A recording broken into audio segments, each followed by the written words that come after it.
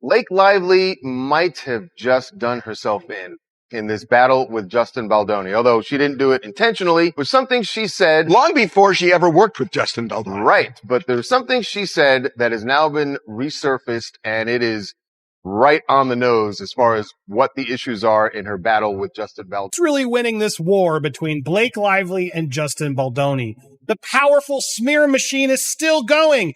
But what's really crazy is this new person she hired.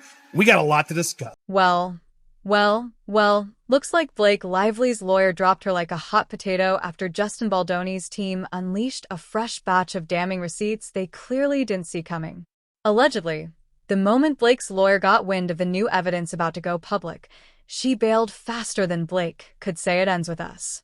No attorney wants their reputation tied to a case built on smoke and mirrors, and this one was looking more like a legal illusion than a solid argument. Blake Lively, too? Into oblivion, Megan. Wait till you see this lawsuit. It's all going to be based on evidence. It's not going to be just a lawsuit.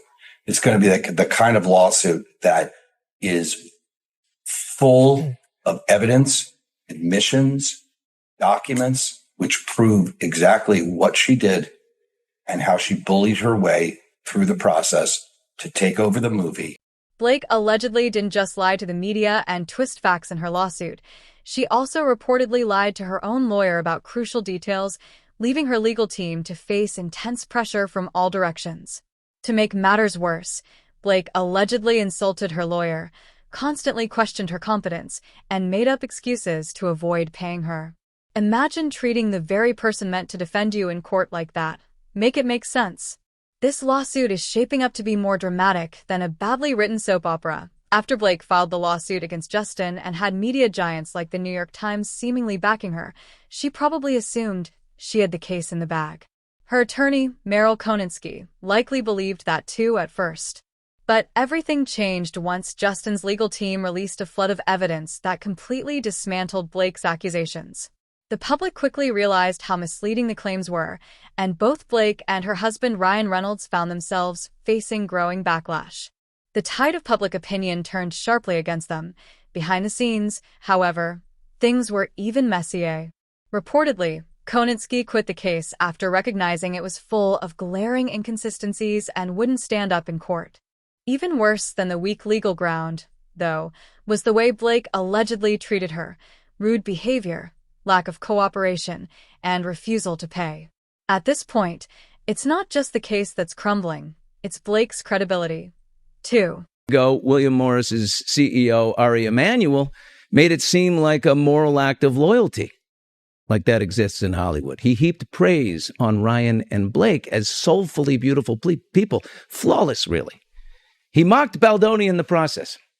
He said, it's an effed up bad situation with what Baldoni, whatever his name is doing. Now, he said Lively and Reynolds are good people. They've been in the business for decades and have never had any bad press about them. And all the people that work with them like them.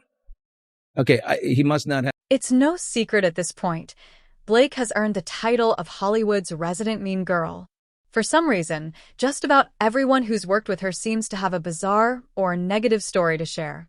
Every old interview that resurfaces shows her making snide remarks or straight-up rude comments, and her career honestly looks like a museum of burned bridges.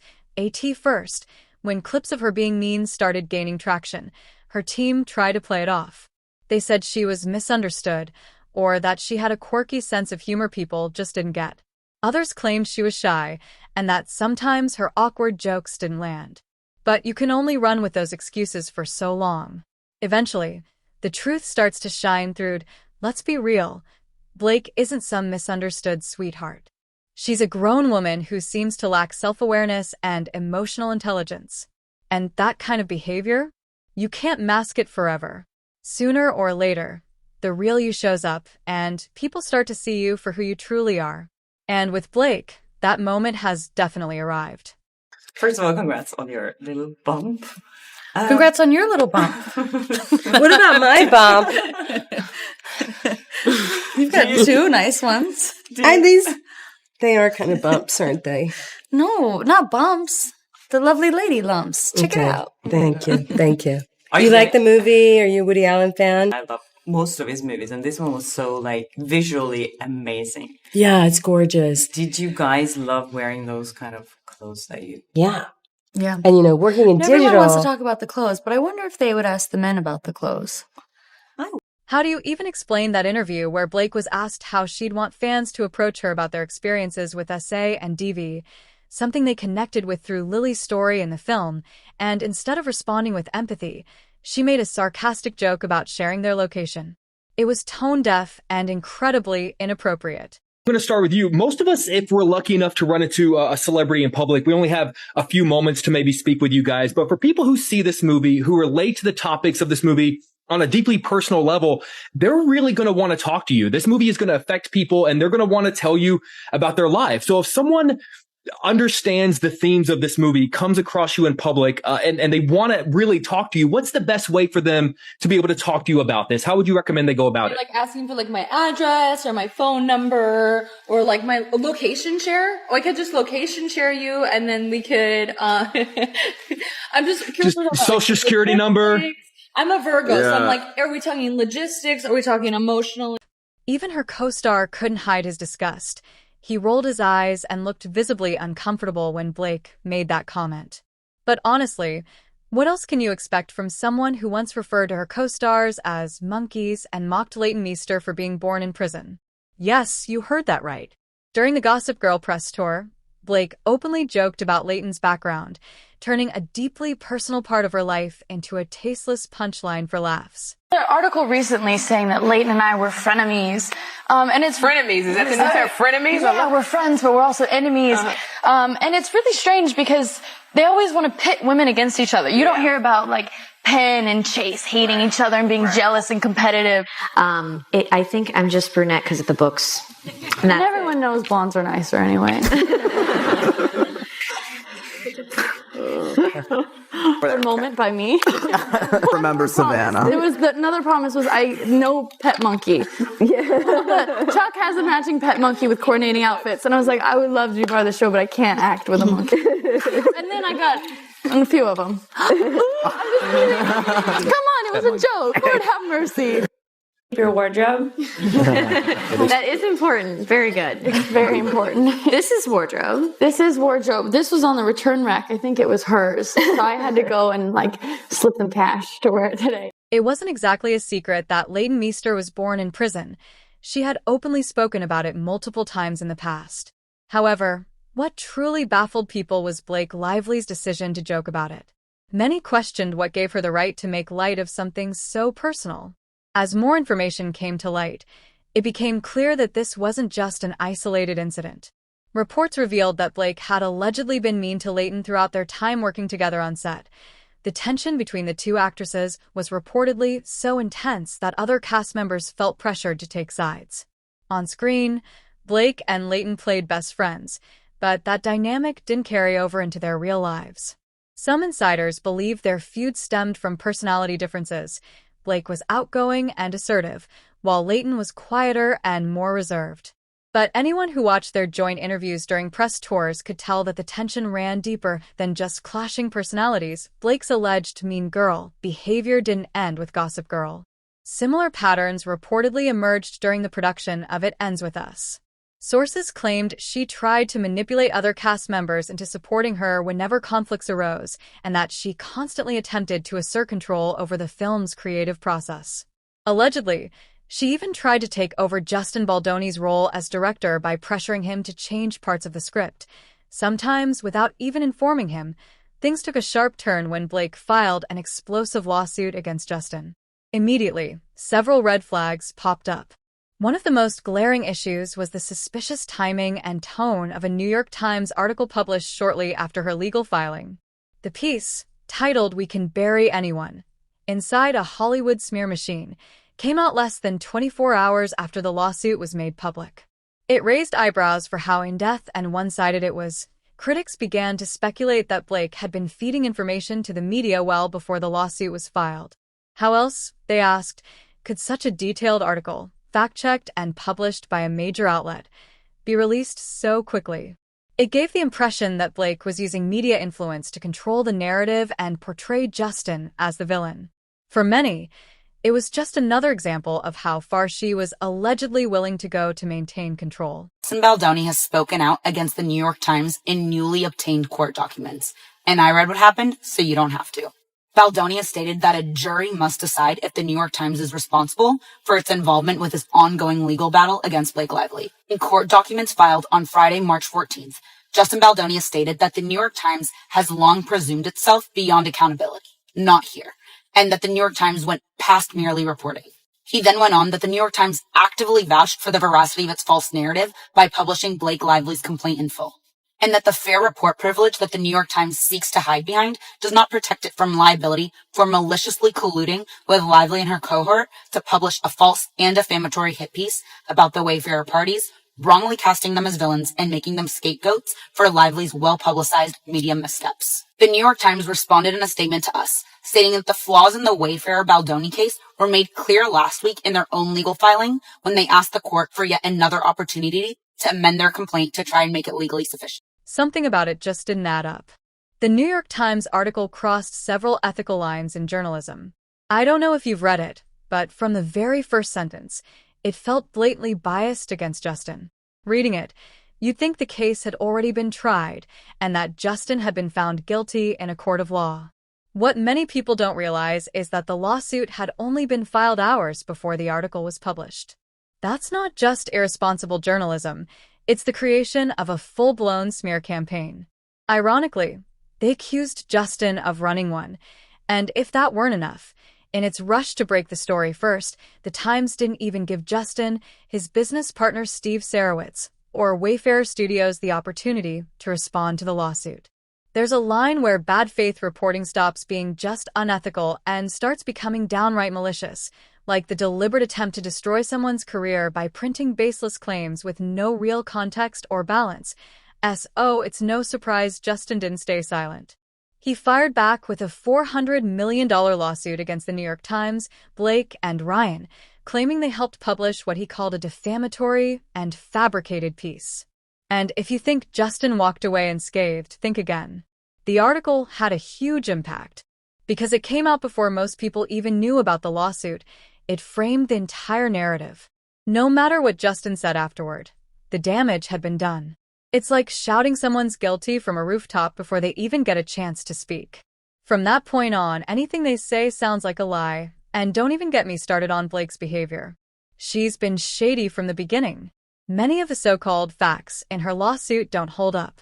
Why were key parts of her text messages redacted? Why were HR complaints submitted without dates or timestamps?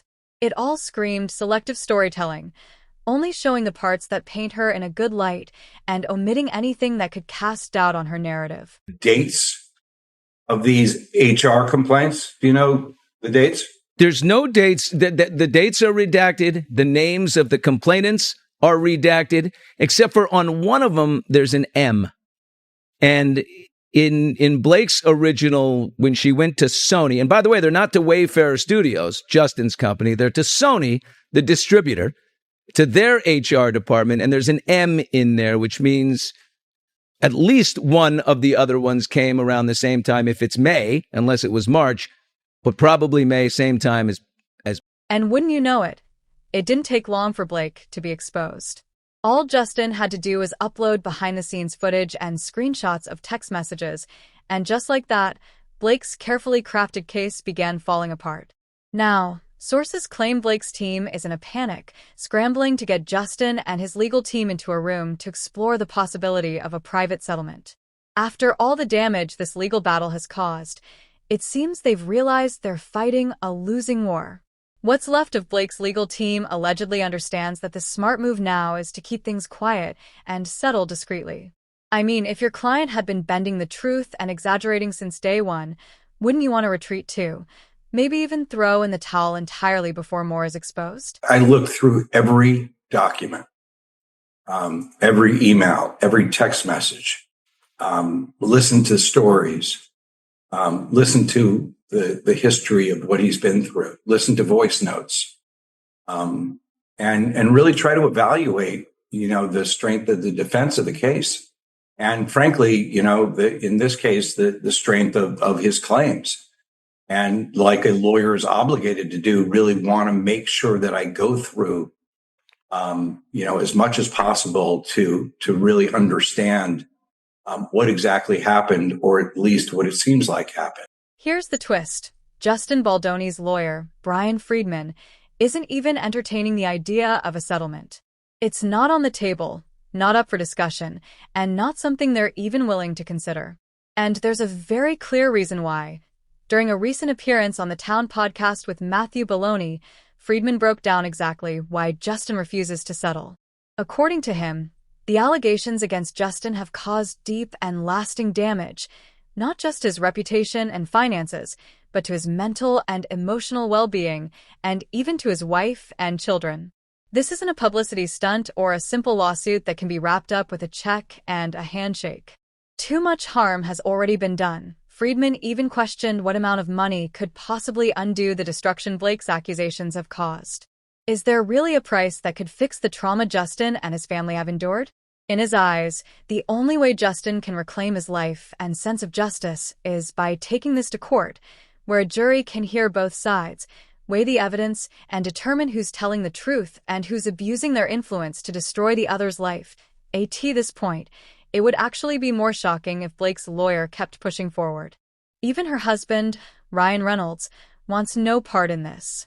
He's already requested to be removed from all legal matters connected to the case. His message is loud and clear. This isn't my battle, so why am I even in it? Brian Friedman rips into Ryan Reynolds and his motion to dismiss. I was waiting for Brian Friedman's response to Ryan Reynolds now wanting out of the lawsuit, and we finally got it. Friedman told TMZ Mr. Reynolds' exploitation of his enormous power in Hollywood continues, this time arrogantly asking to be dismissed from the case despite his publicly documented involvement extending far beyond just being a supportive spouse. Mr. Reynolds was a key player in the scheme, defaming Justin around Hollywood, strong-arming WME into dropping Justin as a client and trying to destroy Justin's career however possible. He goes on to say his fingerprints have been all over the smear campaign against Justin and the Wayfarer team since day one. Mr. Reynolds now attempts to reduce plainly cognizable claims to hurt feelings, sending a clear message that bullying is acceptable. After lighting a match, Mr. Reynolds now seeks to run from the flames. It won't work. The Wayfarer party's claims against him are real and they are serious. Mr. Reynolds can appear on as many sketch shows as he wants and feebly try to make a light of his current situation, but we will not stop until he is held accountable for his actions. I love that Brian Friedman is not afraid to speak his mind, speak the truth, and I love how much he defends Justin Baldoni. Obviously, I know he's Justin's lawyer. He's getting paid probably really good money, but he really goes and fights for Justin. And I agree with every single word that he said. Do you think Blake Lively will hire a new lawyer to continue her fight against Justin Baldoni? Or is this the end of the road for her legal battle? Share your thoughts in the comments, and don't miss our next video for more updates.